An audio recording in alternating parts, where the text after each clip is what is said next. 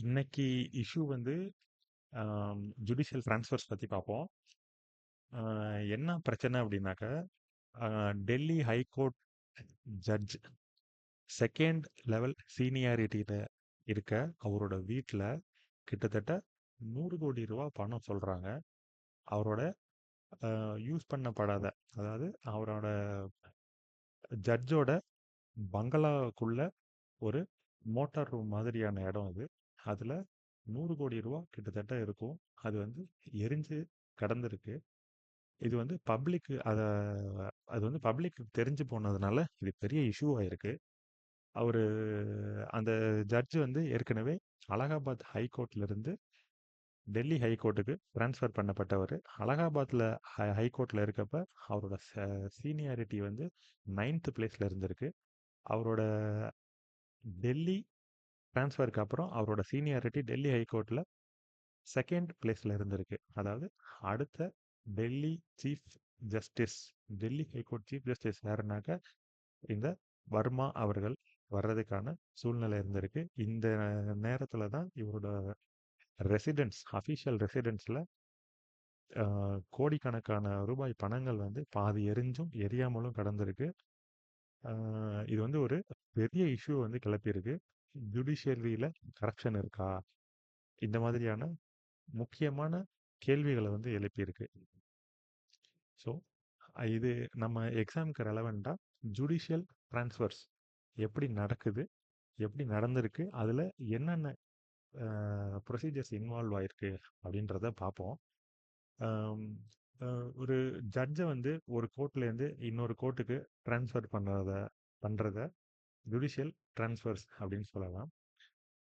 முக்கியமாக அது வந்து ஹைகோர்ட் ஜட்ஜஸை வந்து ஒரு ஹைகோர்ட்லேருந்து இன்னொரு ஹைகோர்ட்டுக்கு ட்ரான்ஸ்ஃபர் பண்ணலாம். இல்லை இது வந்து 2 விதமாக சொல்லலாம். ஒன்று வந்து பனிஷ்மெண்ட் ட்ரான்ஸ்ஃபரும் பண்ணலாம், இல்லை தேவைக்கான ட்ரான்ஸ்ஃபராகவும் இருக்கலாம். ஸோ இந்த மாதிரியான கட்டத்தில் ஒரு ட்ரான்ஸ்ஃபர் நடக்கிறப்போ என்ன ப்ரொசீஜர்ஸ் ஃபாலோ பண்ணுறாங்க? ஸோ ஆர்டிக்கல் 222 இதுதான் வந்து ஜட்ஜஸ் ட்ரான்ஸ்ஃபர் பண்ணலாம் அப்படின்னு சொல்லிட்டு பிரசிடெண்ட்டுக்கு வந்து இந்த பவரை கொடுக்குது. இப்போ ஒரு ஜட்ஜை ட்ரான்ஸ்ஃபர் பண்ணணும் அப்படின்னாக்க சீஃப் ஜஸ்டிஸ் ஆஃப் இந்தியாவை வந்து பிரசிடெண்ட் வந்து கன்சல்ட் பண்ணியிருக்கணும். ஒரு ஜட்ஜை வந்து ட்ரான்ஸ்ஃபர் பண்ணணும்னாக்க ஒரு ஹைகோர்ட்லேருந்து இன்னொரு ஹைகோர்ட்டுக்கு. இப்போது இதில் வந்து நிறைய கேசஸ் வந்து நடந்திருக்கு. இதுக்கு முன்னாடி ஒரு ஜட்ஜை வந்து ஜஸ்ட் வந்து சீஃப் ஜஸ்டிஸ் ஆஃப் சுப்ரீம் கோர்ட்டை வந்து கேட்டு பண்ணலாமா, இல்லை பிரசிடெண்ட்டோட முடிவு தான் அதில் ஃபைனலா, இல்லை சீஃப் ஜஸ்டிஸ் ஆஃப் இந்தியா கொடுக்குற அட்வைஸை அவர் கட்டாயம் கேட்கணுமா அப்படின்றதுக்கெல்லாம் இதுக்கு வந்து first judges case, second judges case, third judges case அப்படின்னு சொல்லிட்டு 3 முக்கியமான சுப்ரீம் கோர்ட் கேசஸ் வந்து நடந்திருக்கு. இந்த ஜட்ஜ்மெண்ட்ஸ்லாம் வந்து அவ்வளோ இம்பார்ட்டண்ட். ஏன் அப்படின்னாக்கா ஜுடிஷியரி வந்து இந்தியாவில் வந்து இது முக்கியமான organ of government. Because it creates checks and balances in power sharing. Okay, அதன் அடிப்படை உரிமை அடிப்படை அரசியல் சட்டம், அதாவது கான்ஸ்டிடியூஷன்லேயே இந்த ஜுடிஷியரியோட இண்டிபெண்டன்ஸை வந்து பாதுகாக்கிறதுக்கு நிறைய ப்ரொவிஷன்ஸ் வந்து ஏற்படுத்தியிருக்காங்க. அது காப்பாற்றியே ஆகணும்.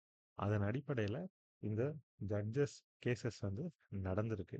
ஃபர்ஸ்ட் ஜட்ஜஸ் கேஸ் அப்படின்னு சொல்லப்படுற Gupta versus president of India 1981 நடந்திருக்கு. இதை தான் வந்து ஃபர்ஸ்ட் ஜட்ஜஸ் கேஸ் அப்படின்னு சொல்கிறாங்க. இதே வந்து கேள்வியை கேட்கலாம், ஃபர்ஸ்ட் ஜட்ஜஸ் கேஸ் அப்படின்னு ரெஃபர் பண்ணப்படுற கேஸ் இது S P Gupta versus president of India case.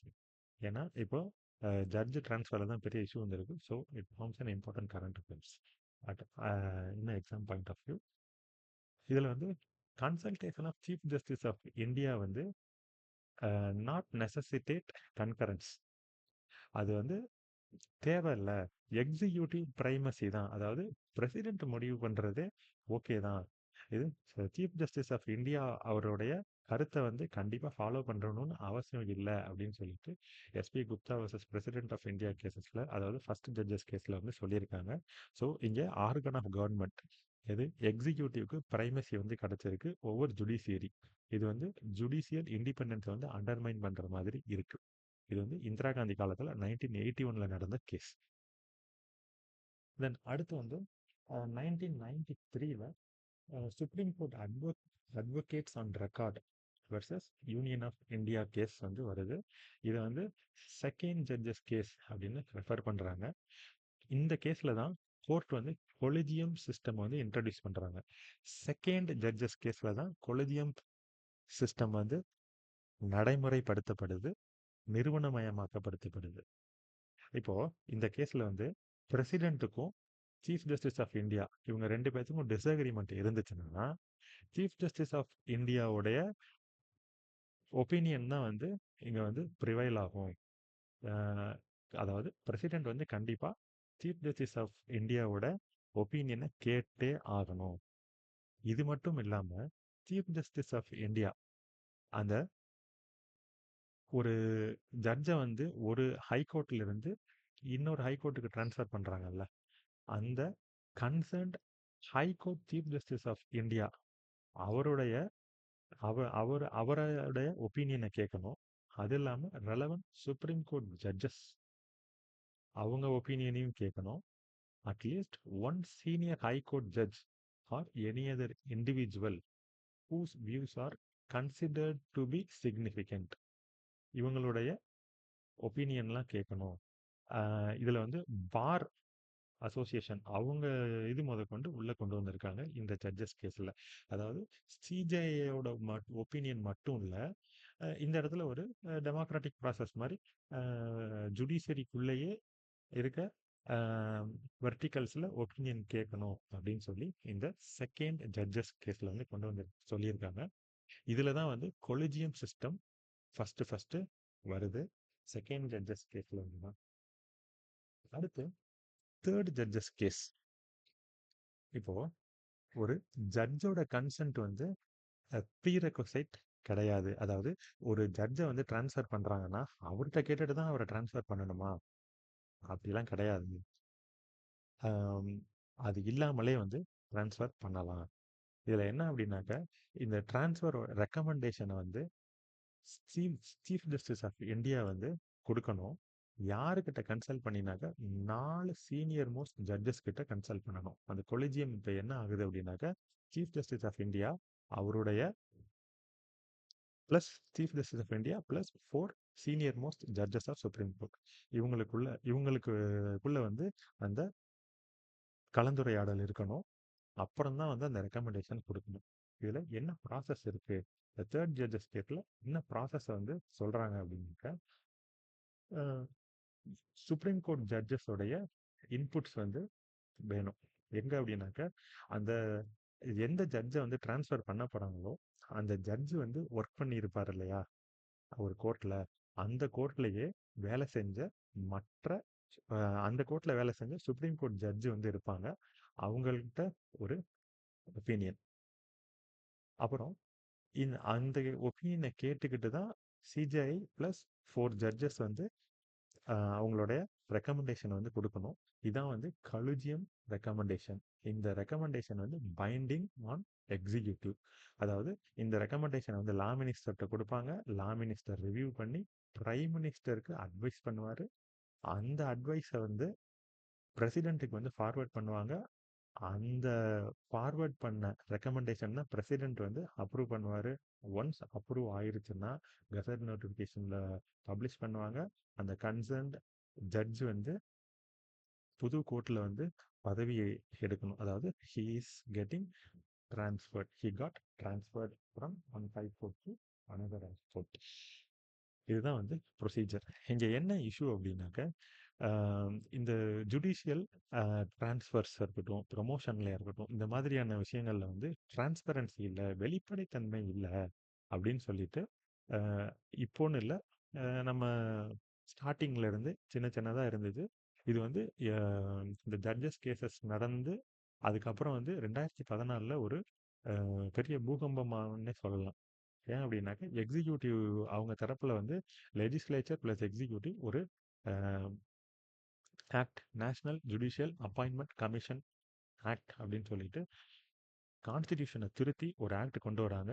இந்த ஆக்டில் தான் மொத்தமாக பார்லிமெண்ட், அதாவது எதிர்க்கட்சி ஆளுங்கட்சின்னு இல்லாமல் எல்லாருமே ஒன்று சேர்ந்து பெருவாரியாக வந்து இந்த ஆக்டை வந்து பாஸ் பண்ணுறாங்க. மோடி கவர்மெண்ட் வந்து கொண்டு வந்த எலெக்ஷனுக்கு அப்புறம் கொண்டு வந்த முக்கியமான ஆக்டில் இது ஒன்று. ஆனால் இது வந்து சுப்ரீம் கோர்ட் வந்து இது வந்து ultra vires the basic structure of constitution, அதாவது ஜுடிஷியரியோட இண்டிபெண்டன்ஸை பாதிக்குது அப்படின்னு சொல்லி இதை ஸ்ட்ரக் டவுன் பண்ணிட்டுறாங்க. ஆனால் இப்போ என்ன ஆயிருக்கு அப்படின்னாக்க, இந்த ஜட்ஜோட டிரான்ஸ்ஃபர்னால இவர் வீட்டில் பணம் எரிஞ்சு வெளியில் வந்ததுனால இந்த விஷயம் வந்து திரும்பவும் விஸ்வரூபம் எடுத்திருக்கு.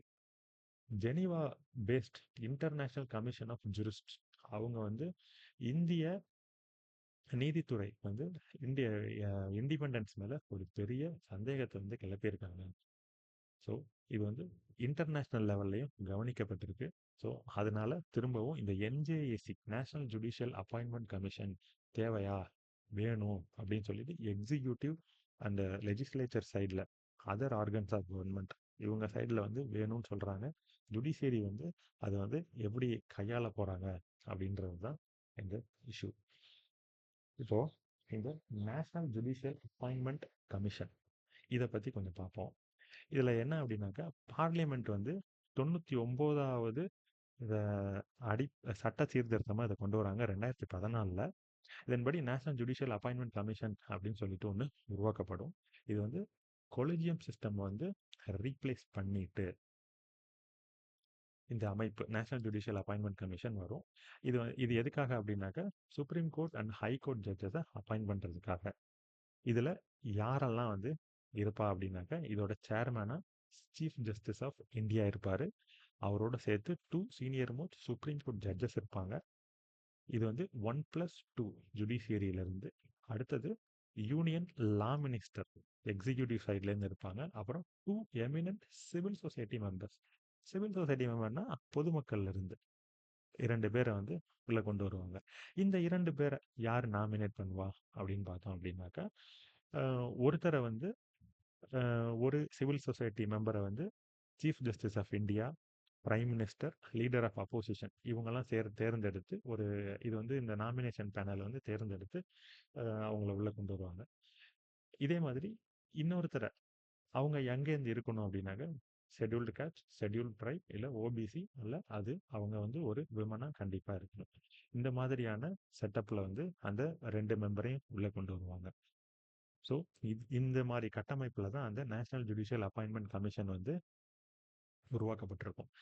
சரி, அப்புறம் ஏன் வந்து சுப்ரீம் கோர்ட் வந்து இதை வந்து ஸ்ட்ரக் டவுன் பண்ணுச்சு அப்படின்னாக்க, நேஷனல் ஜுடிஷியல் அப்பாயின்மெண்ட் கமிஷனில் விட்டோ பவர் வந்து இருக்கும்.